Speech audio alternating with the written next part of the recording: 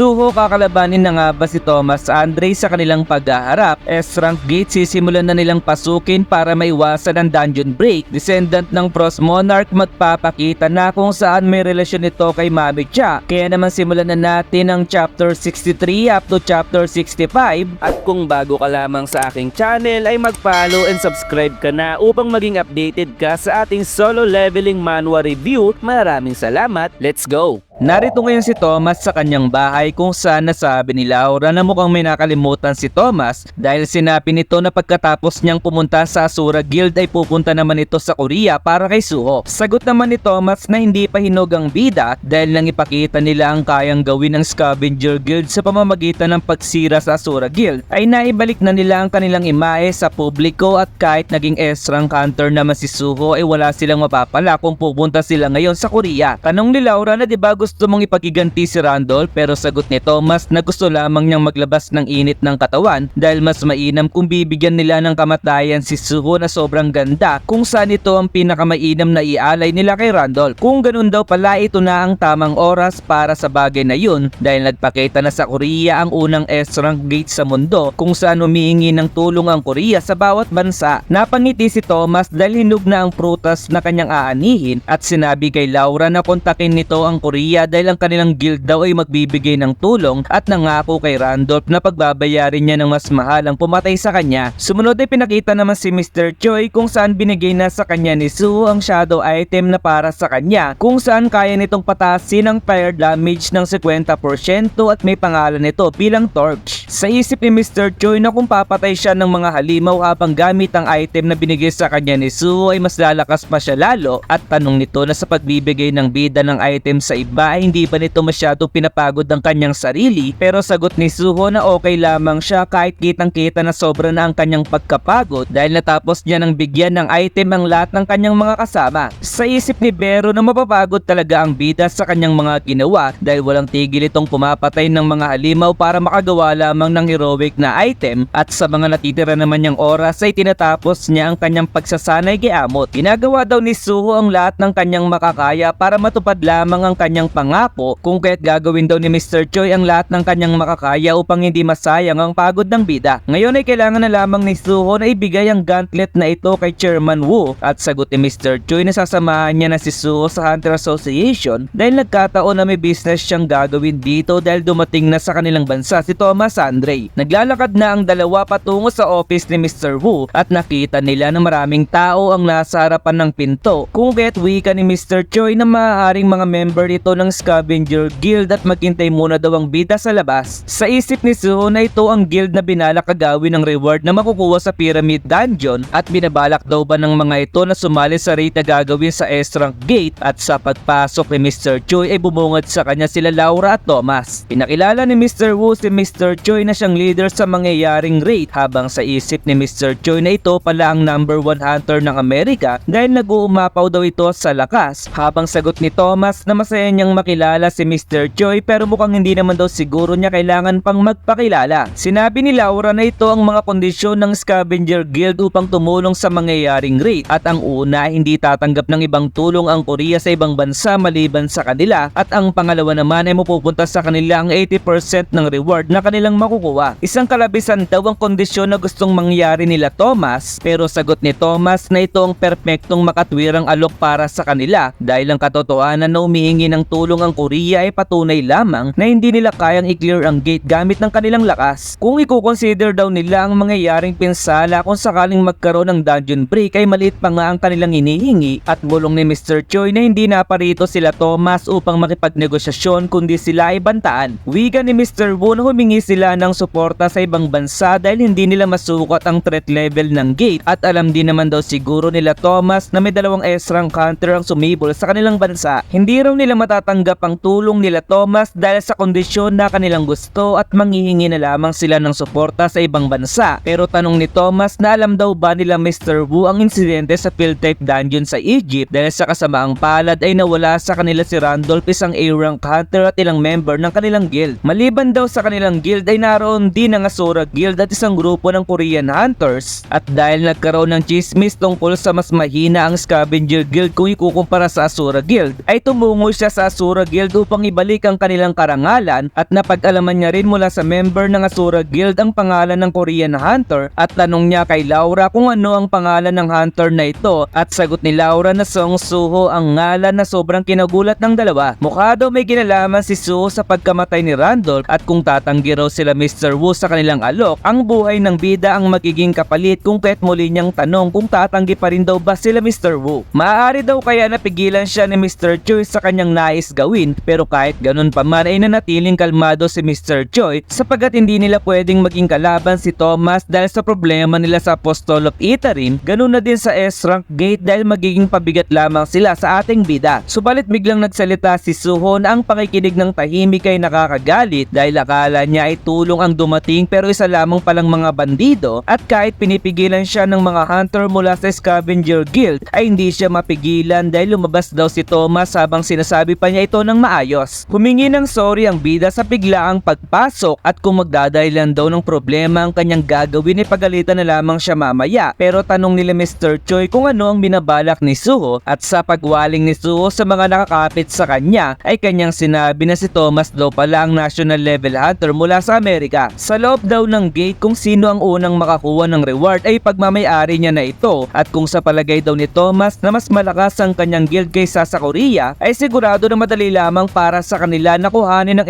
80% ng reward na sobrang kinagulat naman ng dalawa nang marinig nila ang sinabi ni Suho. Wika ni Thomas na interesting daw ang sinabi ni Suho at sa kanilang paghaharap ay tila ba pamilyar ang eksenang ito sa kanyang ama at tanong ni Thomas na kung ano raw ang magagawa ng bida kung dudurugin niya na ito sa mga sandaling ito pero sagot ni Suho na sasabihin ng mga tao na ang guild ni Thomas ay pumunta sa Korea para lamang magsagawa ng gulo sa bansa. Bukod pa raw doon ay saan daw nakakuha si Thomas ng lakas ng loob para i-assume na siya ay matatalo sa laban kaya naman si Thomas ay nanggigil sa naging reply ng bida kung kaya't ang dalawa ay nagpakawala ng kanilang mga aura.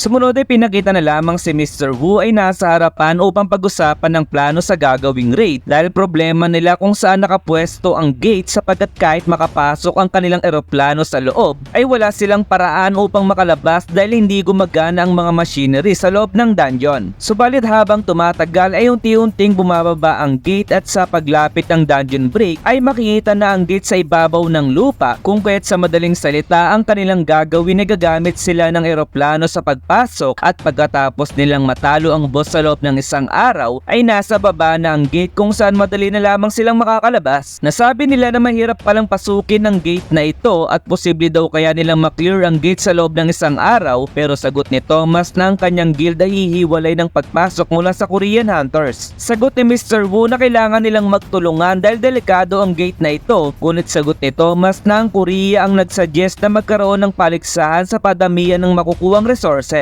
Napansin ni Thomas na wala si Suho sa pagpupulong at wag raw sabihin na ito'y natakot at tumakbo na lamang samantalang sa isip ni Mr. Wu na ang nangyari kahapon ang nagdahilan upang targetin ni Thomas ang bida. Natigil daw ang pagsasalpukan ni Thomas at ni Suho dahil sa tulong ng sekretary ni Thomas kung kaya't delikado kung makikita ang dalawa ngayon at sagot naman ni Park Doji na kasalukuyang nagsasagawa ng raid si Suho. Sinabi ni Thomas na isang baguhan pa ding maituturing ang bida dahil masyado nitong binabatak ang kanyang katawan at pagtatanong kung sino ang kanyang kausap at sa pagpapakilala ni Park Dojin ay kanyang sinabi na isang karangalan na makilala niya ang isang national level hunter at sagot ni Thomas na hindi gaya ni Suho ay may potential daw si Park Dojin. Kung nais daw siyang makatrabaho ni Park Dojin ay wag itong mahiyang kumontak sa kanya dahil tiyak na mas maganda ang offer na kanyang ibibigay kaysa sa Reapers Guild na kinaalerto naman ni Lim Tae-gyu at sinabi muli ni Thomas na hayaan nilang sa Toscoin magkaalaman kung sino ang unang papasok sa gate dahil kanila ang ulo at sa Korea naman ang buntot. Sa pagagis ni Thomas ng barya ay talagang napatingin ng lahat dahil sa pagbagsak nito ay napangiti ang alien sa naging resulta. Pagkatapos noon ay pinakita naman si Arsha kung saan nalaman niyang kasama ang alien sa gagawing raid at sagot ng alien na sinabi naman niyang huwag siyang manmanan ni Arsha gamit ng kanyang insekto pero sagot ni Arsha na hindi niya ito sinasadyang malaman dahil minamanmanan niya lamang si Suho. Isa lamang daw ang nasa isip ni Suho kundi matalo matatalo si Thomas kung kahit wala itong tigil na gumagawa ng raid sa mga dungeon at pasalamat siya doon dahil hindi na detect ng bida ang kanilang presensya. Ano daw ang pakiramdam ng alien sa unti-unting paglapit ng kanyang loob sa bida? Hindi raw ba mas masaya kung pagtataksilan niya ito sa oras na makuha niya na ang tiwala ni Suho bilang kaibigan? Pero sagot ng alien na hindi niya maintindihan ang konsepto ng pagkakaibigan. Tanong ng alien kung bakit pupunta rin sila Arcia sa gate na kanilang sasalakayin at sagot ni Arcia na simple lamang ang dahilan dahil sila mismo ang may gawa ng gate na ito. Sinasabi daw ba ni Arcia na may kakayahan siyang gumawa ng gate at sagot ni Arcia na sa pamamagitan ng ability ni Pia ay kaya niyang gumawa ng gate. Hindi pa daw stable ang ability ni Pia dahil bukod sa ginawa niya ito sa kalangitan ay patuloy din itong bumabagsak patungo sa lupa at wika naman ni Pia na hindi na raw dapat yung sinabi pa ni Arcia. Nasabi tuloy ng alien na isang useful ang ability ni Pia kung kaya't kanyang tanong na posible bang mag-open din ng gate si Pia patungo sa ibang mundo, pero sagot ni Arcia na imposible ang bagay na yun dahil kahit ang isang monarch ay hindi ito magagawa at kung tatargetin daw ng alien si Pia ay sasabihin niya ang katauhan nito kay Suho. Ito raw ang unang nilang magiging trabaho ng magkasama pero sagot ng alien na meron siyang ibang gagawin dahil binabalak pala niyang gawing believers ang national level hunter na si Thomas. Mabilis daw ang pagkilos ng alien dahil pagkatapos ni Leon Su ay si Thomas Andre naman ang isusunod nito, pero kung magagawa daw ng alien na i-delay ang pagpasok ng mga hunters sa gate ay mas papabor sa kanila ang mga mangyayari. Habang papalis ay sinabi ng alien na sana ay hindi sila maging hadlang sa plano ng bawat isa at sagot naman ni Arcia na hindi ba curious ang alien kung bakit nila ginawa ang gate, ngunit sagot nito na hindi siya interesado dahil ang kanilang relasyon ay nag-e-exist lamang dahil sa kanilang deal at dahil hindi din agad sinabi sa kanya ay ibig sabihin lamang na hindi tiwala si Arcia na siya ay makukumbinsi nito. Sagot naman ni Arcia na mahirap talagang i-handle ang alien pero sa kanyang isip na talagang hindi niya magiging kaibigan nito at tuluyan na nga umalis ang alien sa kanila. Tanong ni Pia kung tama lang ba na sila ay nakipagtulungan sa Apostol of Itarim dahil nangangamba siya sa mangyayari sa kanila sa oras na magtagumpay ang mga ito sa pagsakop ng kanilang mundo at bukod pa raw doon ay unti-unting nasisira ang kanyang katawan dahil sa porsa ang pagbubukas niya ng gate kung kaya't kanyang tanong muli na kumikilos ba ang system ayon sa kanilang kapakanan. Hinawakan ni Arcia ang ulo ni Pia at tanong kung nagdududa ba ito sa system na tumutulong sa kanila. Ano raw ba ang nangyari noong sinunod ni Pia ang misyon na binigay ng system? Di ba nagawa daw nitong makagawa ng S-rank gate kahit na nga ba hindi stable ang kanyang ability. Lumakas daw ang kapangyarihan ni Pia ng dahil sa system at sigurado siyang gagawin silang monarch nito kung kahit mas mainam daw kung hindi nito pagdududaan ng system. Natagpuan daw ni Arcia si Pia na pakalat-kalat ng mag-isa sa dimensional crack at dahil sa quest na binigay sa kanya ng system ay pinakita silang dalawa kung kaya't kung patuloy nilang susundin ang system ay tiyak na sila ay magiging monarch. Naiyak naman si Pia at humingi ito ng sorry kay Arcia dahil hindi na daw siya magdududa pa, kaya naman ang kanilang susunod na gagawin ay batiin ang bago nilang kakampi sapagat ang misyon na binigay ng system sa kanya ngayon ay kailangan niyang mahikayat na sumali sa kanila ang tagapagmana ng Frost Monarch. Sumunod ay pinakita naman ng mga hunter na sasalakay sa S-rank gate at nasabi ni Thomas na ang raid na ito ay nangangailangan ng birang hunter bilang tagamina. Tanong niya kay Laura na ang pagpapakita ng S-rank gate ay pangitain na may papadating na mas malaking sakuna, pero sagot ni Laura na maliban sa pera at kapangyarihan ay may iba pa bang inaalala si Thomas at sinang-ayunan naman ito ni Thomas pero magdadagdag daw siya ng konting romansa kung saan sa ganitong sakuna ay nangangailangan ng isang hero na isisilang sa ganitong klaseng lugar. Tanong ni Laura kung binabalak daw bang maging hero ni Thomas at sagot naman nito na kung malaki ang bayad ay bakit naman siya aayaw, samantalang tumabi naman ng bida sa kanya kung kaya't kanyang sinabi na alam naman daw siguro ni Suho na sila ang unang papasok sa loob ng gate kaya naman ano daw ang gagawin nito dahil tiyak na malaki ang kanyang magiging lamang. Sagot naman ni Suho na i-consider niya na ito bilang partida kay Thomas at tanong naman ni Thomas kay Laura kung kailan nila unang nakita si Suho at sagot naman ni Laura na 3 araw na ang nakakalipas dahil sa isip ni Thomas na siya ay nakaka-imagine lamang ba sapagat tila ba ibang tao daw si Suho sa nakalipas na 3 araw. Habang nakatingala ay naisip ni Suho na ibang iba ang gate na ito kay kukumpara sa lahat ng gate na kanyang nakita habang natanong naman ni Mr. Choi na bakit tila ba balisa ang mukha ng bida sapagat nakumpleto naman daw nila ang kanilang paghahanda dahil hindi naman daw siguro iniisip ng bida na matatalo sila sa Scavenger Guild sapagat kumpleto na sila sa gamit at nakapag-level up na din. Sagot naman ni Suho na syempre hindi sila matatalo at sa pagpapakita ni Thomas sa pagpapakita ni Lee Yoon-suk at Park Do-jin sa pagmamatsyag ni Arsha at sa simula ng kanilang pagpasok sa gate ay dito na magsisimula ang kanilang raid. Sabay pinakita na lamang na sumabog ang eroplano na kanilang sinasakyan habang si Suho ay nakaiga sa kalagitnaan ng snow at natanong kung bakit ganito ang nangyari. Pinakita ang eksena bago sila makapasok sa gate at habang seryosong nakaupo ang bida ay sinabi sa kanya ni Park Do-jin na bakit parang ito'y balisa at sagot ni Suho na siya ay nag-aalala dahil baka ang team ni Thomas ang makakakuha ng reward. Naiinis ang bida dahil pinaubaya sa toskoy ni Thomas kung sino ang mauunang papasok sa gate habang siya ay wala at sagot ni Park Do-jin na kahit mag-isip pa ng mag-isip ang bida ay hindi magbabago ang katotohanan na sila ay mahuhuli. Subang-ayon naman si Suho sa sinabi ng alien dahil kahit sino daw ang makaklear ng gate ay sang-ayon pa rin ito sa kanila pero sa kanyang isip na nais niyang mahigitan ng scavenger guild sa pagsalakay na ito. Sinabi naman ni Baekhyun noon na huwag mag-alala ang bida dahil higit na mas lamang ang kanyang samon sa pagmimina kung ikukumpara sa mga minero nila Thomas. Samantalang sa isip ng alien na